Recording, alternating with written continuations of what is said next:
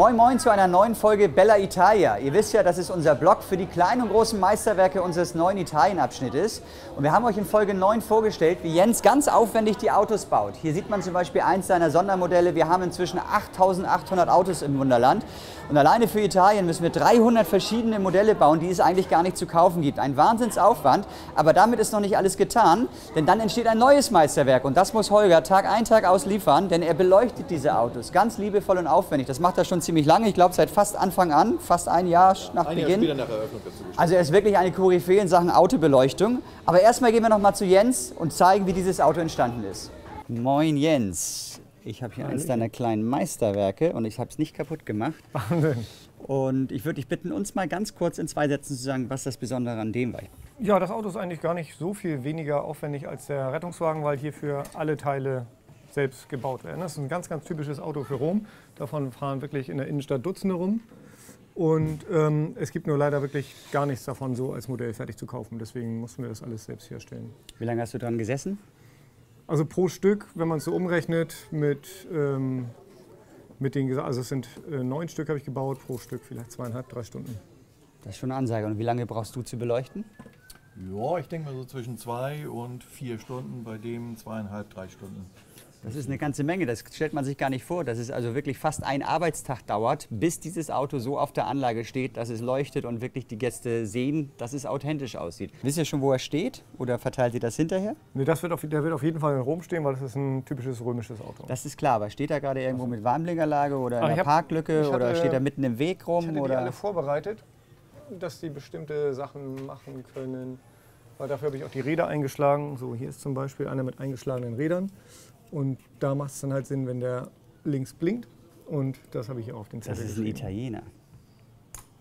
Meinst du, der blinkt? Ja, natürlich. Ja, okay. Und die Kabine, die hast du gegossen gekriegt, ne? Die Kabine hat Hartmut Zacher gemacht. Das ist ein sehr guter Urmodellbauer. Da freue ich mich auch sehr. Aber musst du was beachten bei dem Auto oder schnackt ihr dann vorher drüber? Ich schnack immer mit den Modellbauern vorher, weil spezielle Modelle natürlich auch spezielle Beleuchtung braucht. In diesem Falle, ja, die Rundumleuchte hier oben, das wird ein bisschen schwierig, weil das eine gegossene Kabine ist und keine maschinell hergestellte wie sonst. Das heißt, du nimmst alles auseinander, so wie ich das gerade aus Versehen mache. Und dann legst du die Kabel hier rein und ich glaube, das Beste ist, wir schauen uns das mal an. Du zeigst uns das mal, wie du das eigentlich machst. Vielleicht erklärst du uns einfach mal, wie viele Schritte es bedarf, dass da jetzt Licht reinkommt. Ja. Was machst du? Also, wir haben hier die Kabine.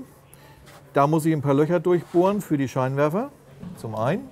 Dann das Loch hier für die Rundumleuchte, oben. Das ist der eine Schritt. Dann die Kabel so legen, dass man sie von außen logischerweise nicht sieht. Dann, das brauchen wir später, beim Chassis müssen wir auf jeden Fall hinten die Rücklichter haben. Und Jens hat gefordert, dass er blinkt. Ja. Das heißt hier eine Blinker-LED und bei der Kabine auch noch eine Blinker-LED. Ihr müsst euch das vorstellen, ich habe auch mal früher für den Amerika-Abschnitt ganz viele Autos selbst mit Gerrit zusammen gebastelt.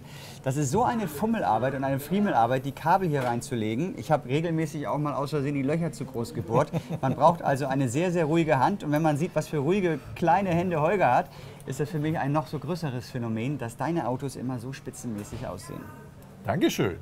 Ich würde sagen, ich lasse dich mal alleine, damit du mal vorankommst. Ich komme einfach nachher noch mal vorbei und schaue, wie weit es ist. Ja, wenn du Zeit hast. Ich meine, ich kann Hilfe gebrauchen, ne? Ja, wenn es noch nicht fertig ist, helfe ich dir. Okay.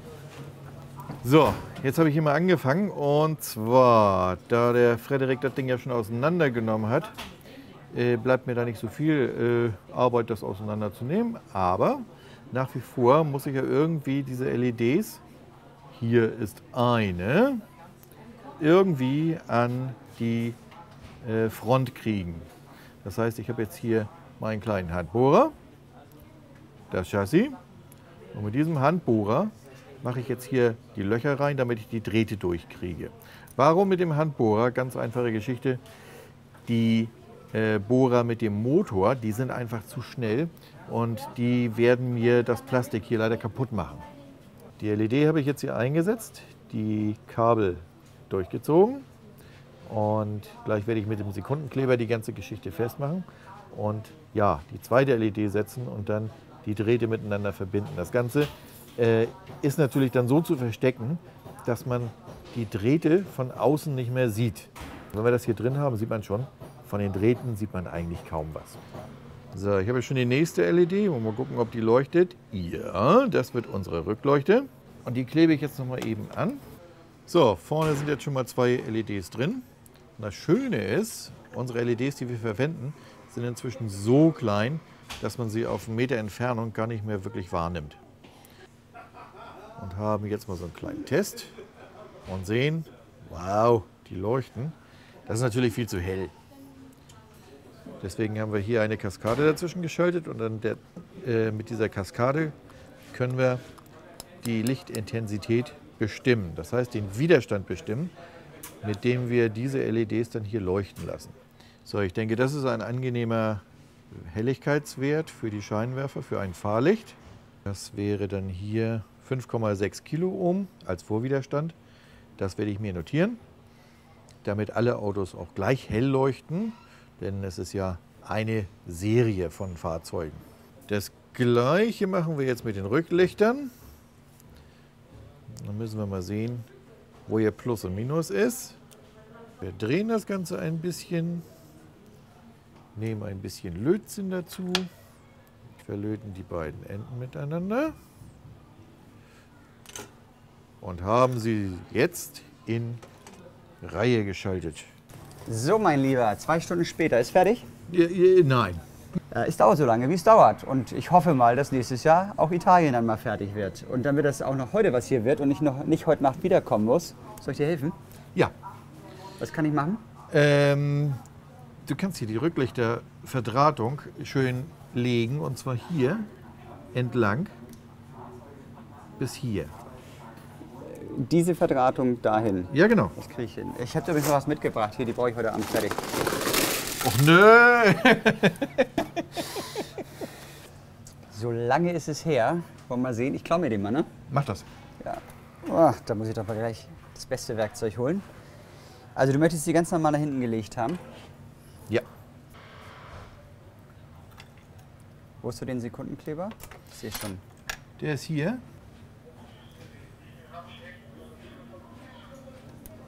Sag mal, wenn ich das Fummelige hier wieder alles sehe, wie viel hast du insgesamt gebaut? Weißt du das? In Prozent kann ich es ausdrücken, ich glaube so 10%. Naja, bei der Zahl, die wir vorhin Also hatten. 800 bis 1000 Stück? Ja. Ja, das ist eine Ansage. Und hast du ein Lieblingsauto? Zu aller Zeiten oder in letzter Zeit für den Italienabschnitt? Ja, da habe ich meinen Gallardo. Lamborghini? Ja, das ist ein Polizeifahrzeug gewesen. Den habe ich gesehen. Den habe ich da unten aus der Schütte Ja. geklaut. Der blau-weiße. Genau. Der hat mir auch viel Zeit gekostet. Da darfst du gar nicht wissen, wie lang das war. Sag mal, Nee, schätz mal. 16 Stunden. Ja, ist doch super. Aber ganz ehrlich, 800 bis 1000 Autos. Warum machst du es so gerne? Ich weiß nicht, es ist irgendwie die Herausforderung. Je komplizierter, desto genialer irgendwie. Aber der Riesenstapel, den ich dir gerade hingepackt habe, das Ja. würde dich doch jetzt nicht reizen, oder? Nein. Aber du würdest es machen. Ja, Mir zuliebe. Vor allem, da sind ja welche aus Metall dabei, ne? Die sind so schwer. Ja, das ist die Herausforderung, die liebe ich. Weil alle sagen immer, die sind so schwer die zu kleinen beleuchten. hier Das so stimmt schön gar mit nicht. den Lichtern, die man rausnehmen kann, die sind ja noch easy Das ist going. Pillipalle. Aber die kannst du wieder einpacken, die brauchen wir nicht. War ein Scherz, schlechter Scherz, ne? Habe ja Glück gehabt. Aber bist du immer ruhig? Ja. Auch wenn die hier die ganze Zeit stehen und dir Ja. die immer gleichen Fragen stellen? Ja. Oh. Ich hatte schon immer Respekt vor dir. Oh, danke. Kann ich Feierabend machen? Wieso? Es ist doch erst 24 Uhr. Hilfe! Ich weiß schon, warum ich in diesem Laden arbeite. Wie sieht es denn eigentlich mit deinem Führerhaus aus? Ist das fast fertig? Ja, läuft, ne? Also Draht hier noch zusammenkleben, beziehungsweise hier reinkleben.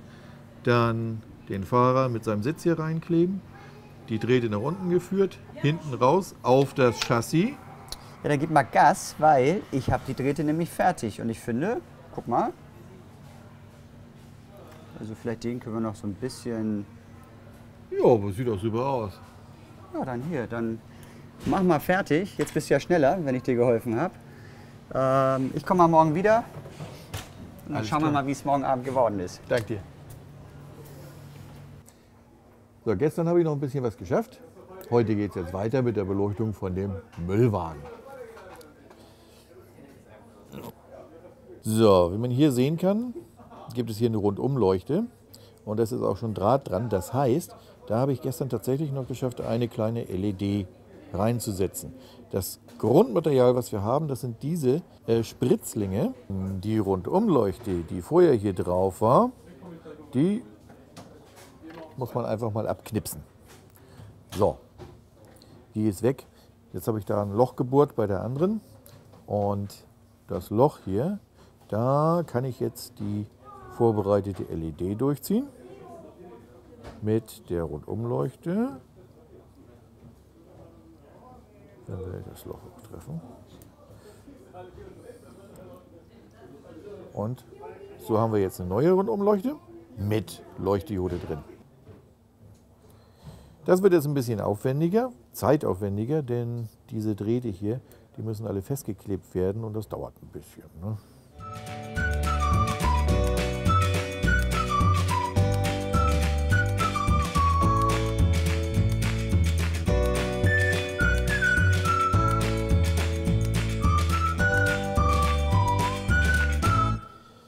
Man sieht hier auch bei dem recht einfachen Auto, einfach im Sinne von so viele LEDs sind nicht drin, aber wir sehen hier zwei Rückleuchten, wir sehen einen Blinker, wir sehen den zweiten Blinker, wir sehen die Scheinwerfer und wir haben die Rundumleuchte hier oben.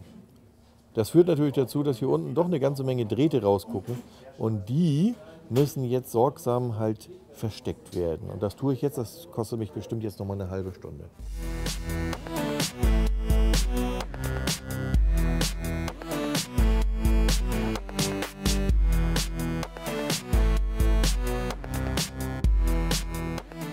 Ich versuche, die richtigen, bunten, zuordnungsfähigen Drähte an die Widerstände zu bauen.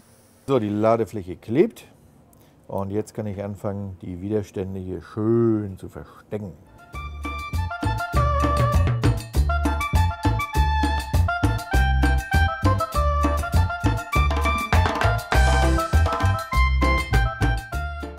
Das war anstrengend, aber jetzt haben wir auf jeden Fall alle Drähte so gut versteckt, dass man, wenn man mal das Auto so betrachtet, von den Widerständen nichts mehr sieht. Und die Drähte, ja, die können wir halt eben nochmal schwarz anmalen und dann sieht man auch die nicht mehr. Ansonsten ist er jetzt fertig. Das Einzige, was wir jetzt noch machen könnten, wäre jetzt hier so ein bisschen graue Farbe, dass man das Ganze überhaupt nicht mehr sieht. Und hier auf die Rücklichter kommt auf jeden Fall noch ein Tupfer Rot, dass man die auch als Rückleuchten erkennen kann.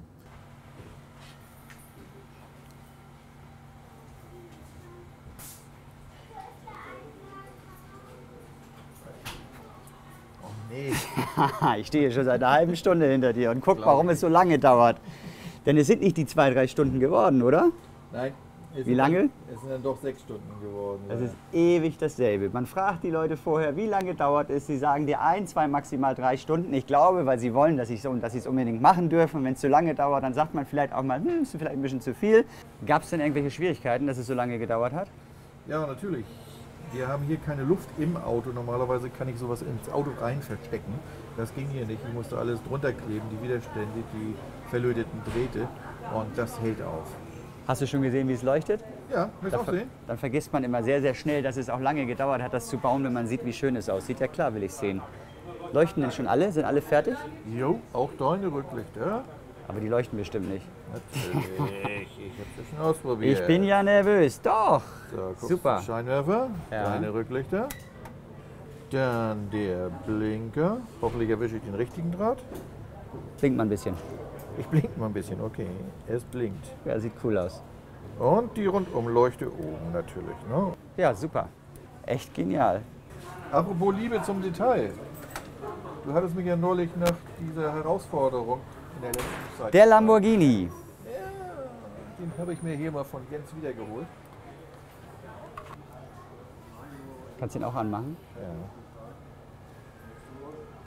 So, ich versuche die mal alle zum Leuchten zu kriegen.